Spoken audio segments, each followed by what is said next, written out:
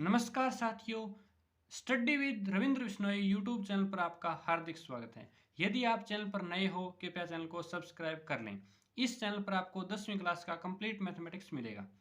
इस सीरीज के अंदर हमने 13वां चैप्टर कंप्लीट कर लिया है, पृष्ठीय क्षेत्रफल और आयतन। अब हम 8वां चैप्टर त्रिकोणमिति का परिचय कर रहे हैं। इसके अंदर हमने 8.1 के 6 प्रश्न कर लिए हैं। यदि आपने वो वीडियो नहीं देखा है तो आप हमारी प्लेलिस्ट में जाकर उस वीडियो को देख सकते हो। अब हम 8.1 का 7वां प्रश्न करने जा रहे हैं। इस प्रश्न के अंदर हमें दिया है कि कोट थीटा बराबर 7/8 है, तो पार्ट 1 और पार्ट 2 का मान ज्ञात कीजिए। तो सबसे पहले हमें कोट थीटा दिया है। तो कोट का मतलब क्या होता है? कोट का मतलब होता है आधार बटे में लंब। तो ये आधार बटे में लंब हमें दिया गया है। इसकी सहायता से हम इन दोनों पार्टों का सॉल्यूशन करेंगे।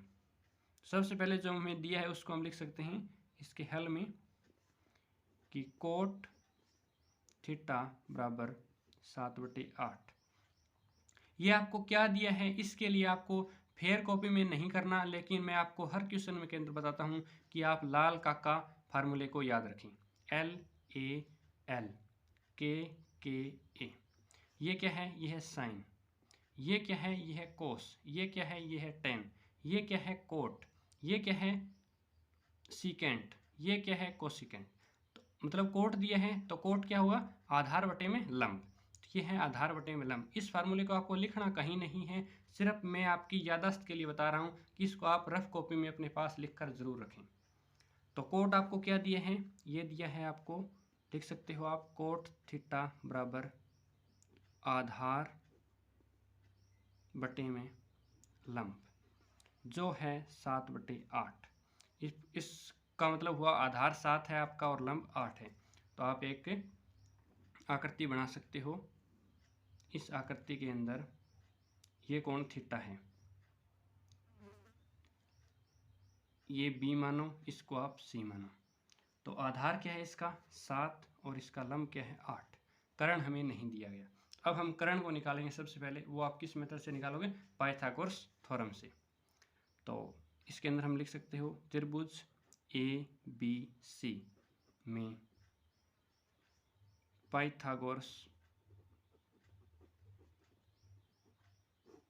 प्रमेय से।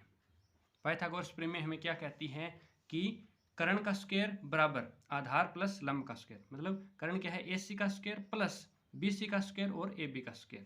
तो हम लगा देते हैं पाइथागोरस फार्मूला। इसके अंदर हम लिखेंगे AC का स्क्वायर बराबर BC का स्क्वायर प्लस AB का स्क्वायर। मतलब कर्ण का स्क्वायर और आधार और लंब दोनों का सम। तो हमें जो जो वैल्यू दी गई है, BC की वैल्यू क्या है हमारे पास? 8 का स्क्वायर। AB की वैल्यू क्या है हमारे पास? 7, तो 7 का स्क्वायर। इन दोनों को जोड़ के लिख सकते हैं 8 × 2 = 64, 7 × 7 = 49। इन दोनों का सम कितना है हमारे पास? 113। ये आ गया हमारे पास AC स्क्वायर। लेकिन हमें AC स्क्वायर नहीं चाहिए, हमें AC की वैल्यू चाहिए। तो इसका हम रूट कर सकते हैं।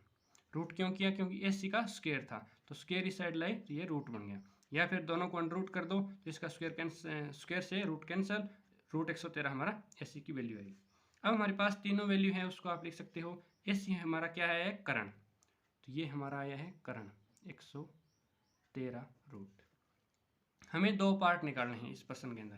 पहला पार्ट क्या है? 1 प्लस में साइन थीटा, 1 माइनस में sine theta, divide by 1 plus में कोस थीटा, 1 माइनस में कोस थीटा। तो हमें साइन थीटा और कोस थीटा की वैल्यू चाहिए। वो आप इसी एक ट्राइंगल से निकाल सकते हो। इसके अंदर आपको साइन, कोस, टेन, कोट सभी निकाले जा सकते हैं। तो आप यहाँ पर अपनी सुविधा के अनुसार वैल्यू रख लो। ये क्या है हमारा? ये है आपका कर्ण। और हमारे पास क्या है? AB। AB की वैल्यू कितनी है? 7। वो क्या है हमारा? आधार। और क्या है हमारे पास? BC, उसकी वैल्यू है 8। वो क्या है हमारे पास? लंब। यदि आप इन तीनों को ऐसे लिख लेते हो, आधार, कर्ण और लंब, तो आपको फार्मूले में किसी भी प्रकार की कोई प्रॉब्लम नहीं होगी। अब हम करते हैं पार्ट 1। पार्ट 1 में हमें दिया है 1 प्लस में साइन थीटा, 1 माइनस में साइन थीटा, 1 प्लस में कोस थीटा और 1 माइनस में कोस थीटा। अब हमें क्या करना है, अब हमें इसकी वैल्यू रखनी है। 1 प्लस में साइन थीटा क्या होता है, इस लाल काका के फार्मूले के हिसाब से लंब बटा में करण होता है। तो यहाँ पर लंब क्या है, हमारा लंब है 8, 8 बटा में करण, तो 8 बटा में रूट 113। ये आपको साइन थीटा की वैल्यू हमने रखी है, लंब बटा में करण। आगे फिर 1 माइनस में साइन थीटा, तो साइन की वैल्यू क्या है हमारे पास, साइन की वैल्यू है लंब बटा में करण, तो 8 बटा में रूट 113। इसके नीचे क्या आएगा, 1 प्लस में कोस थीटा। कोस क्या होता है, कोस होता है आधार बटे में करण, तो आधार है हमारा 7 और करण है हमारा रूट 113। और यहाँ पर आएगा 1 माइनस में कोस थीटा, इस कोस की वैल्यू यहाँ पर रख रहे हैं, तो 1 माइनस में 7 बटा में रूट 113। हमने कोसाइन और कोस की वैल्यू रखी है और कुछ नहीं रखा, कि ये लंब की वैल्यू थी और ये करण की वैल्यू थी, ये आधार की वैल्यू थी। तो आधार बटे में करण क्या होता है, कोस, और लंब बटे में करण होता है साइन।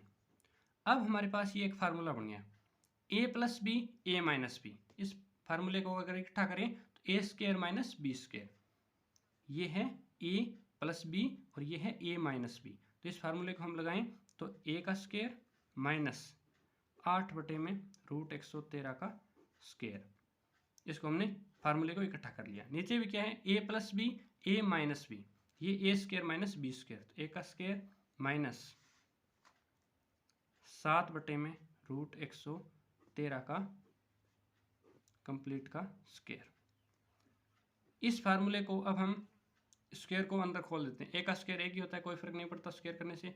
8 का स्क्वायर 64 होता है और रूट 113 का स्क्वायर, स्क्वायर से रूट कैंसिल, तो 113 डिवाइड बाई 1 का स्क्वायर 1 होता है और 7 का स्क्वायर 49 होता है, और रूट 113 का स्क्वायर क्या होता है, रूट 113 का स्क्वायर से रूट कैंसिल, तो 113 ही बचेगा हमारे। अब क्या करना है हमें, अब इसका एलसीएम लेना है, ऊपर का एलसीएम ऊपर और नीचे का एलसीएम नीचे। तो ऊपर का एलसीएम लिया हमने 113, तो यहाँ पर 113 की 1 से गुणा, तो 113 माइनस 64। नीचे हमने क्या करना है, एलसीएम लेना है 113, और 113 की 1 से गुणा, तो 113 माइनस 49। इसके अंदर आपको बिल्कुल भी कंफ्यूज नहीं होना है कि 113 एलसीएम लिया है ऊपर वाले का और 113 एलसीएम लिया है नीचे वालों का। अब क्या कर सकते हैं, अब हमारे पास ये 1 नंबर है, ये 2 नंबर है, ये 3 नंबर है, ये 4 नंबर है। तो अब हम क्या कर सकते हैं, इसको उल्टा कर सकते हैं कि 1 2 3 वाले के इसके साथ गुणा और 4 वाला ऊपर चला जाता है। तो आप सीधा इसको इसके साथ काट भी सकते हो, 113 को 113 से काट सकते हो, कि 2 नंबर का 4 नंबर के साथ कट सकता है। ये फिर हमारे पास बटा में बच जाएगा। 113 में से 64 गए, कितना बचता है हमारे पास, 49। 113 में से 64 गए 49, और 113 में से 49 गए 64। ये हमारे इस पार्ट का उत्तर हो गया। इस पार्ट की हमें वैल्यू पूछी थी, इस पार्ट का उत्तर हमारे पास 49 बटे 64।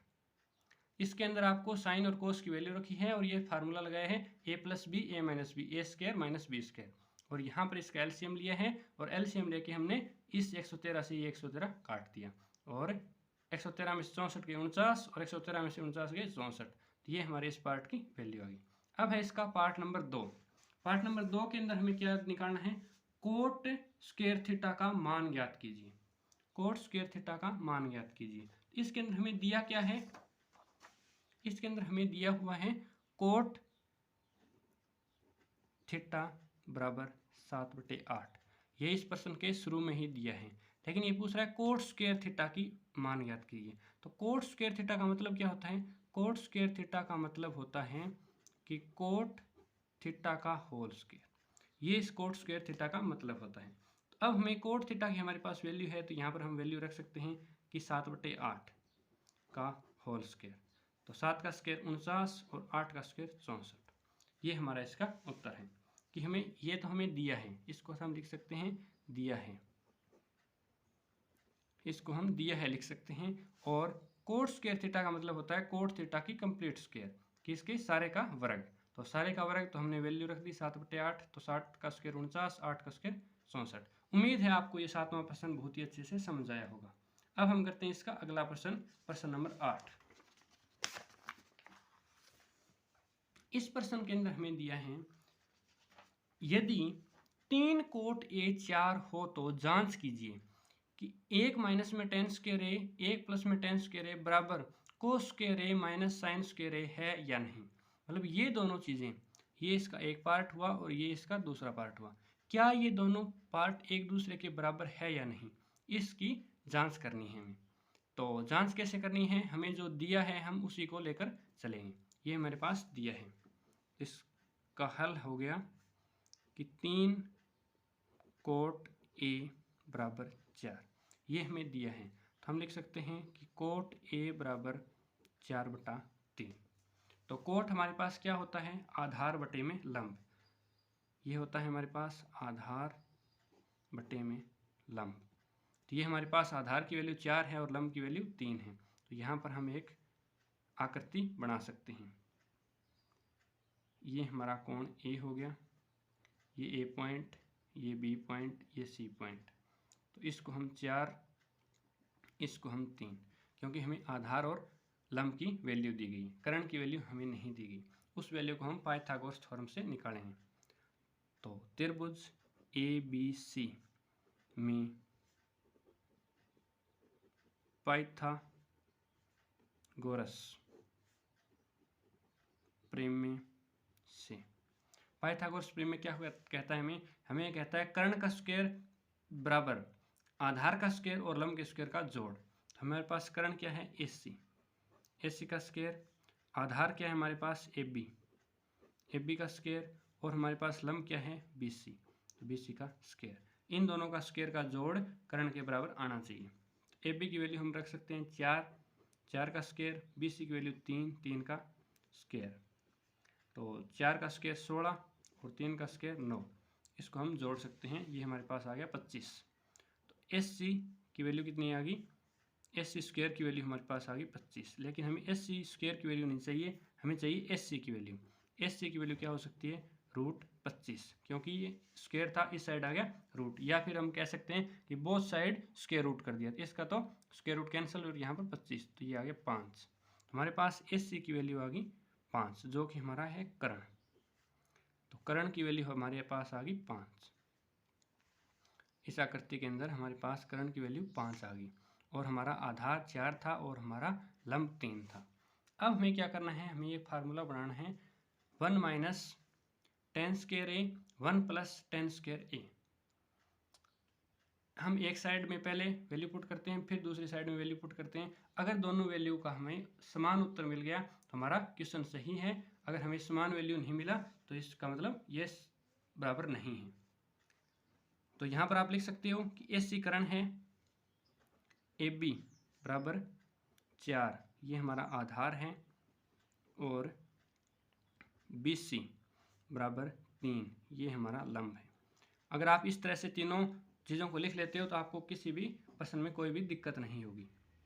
तो 1 माइनस में टेन स्क्वायर ए बटे में 1 प्लस में टेन स्क्वायर ए, ये हमें दिया है कि इसकी वैल्यू हमें क्या होगी, बराबर कोस स्क्वायर ए माइनस साइन स्क्वायर ए। ये बराबर है या नहीं हमसे पूछा गया है। एक बार हम क्या करते हैं, इसकी वैल्यू रख लेते हैं और एक बार इसकी वैल्यू रख लेते हैं। अगर दोनों की बराबर आई तो ठीक है, अगर नहीं आई तो हम कह सकते हैं इनकी दोनों की वैल्यू बराबर नहीं है। आइए अब हम इसके अंदर वैल्यू पुट करते हैं। तो इसके अंदर वैल्यू पुट करें, 1 minus tan square A divide by 1 plus tan square ए।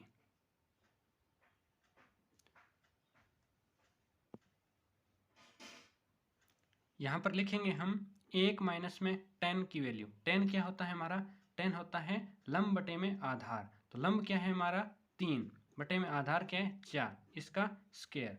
इसके बटे में हम लिखेंगे 1 प्लस में टेन का स्क्वायर। तो टेन क्या होता है हमारा, टेन होता है लंब बटे में आधार। तो लंब क्या है हमारा 3 और आधार 4, इसका स्क्वायर।